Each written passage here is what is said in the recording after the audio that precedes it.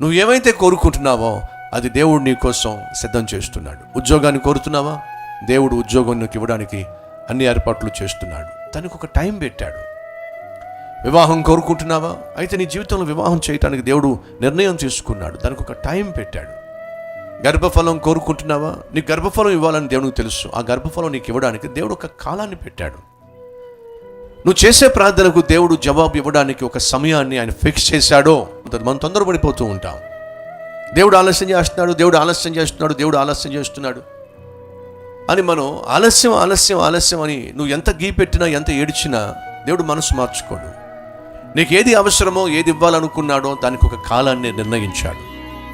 మన జీవితంలో దేవుడు ఏమైతే ఇవ్వాలని ఆశించాడో దానికి ఒక కాలాన్ని ఏర్పాటు చేశాడు. ఆ కాలానికి ముందు నువ్వు తొందరపడి నువ్వు ఒకవేళ చేతులారా తొందరపాటు నిర్ణయాలు తీసుకున్నట్లయితే దానికి మూల్యము చెల్లించక తప్పదు అనే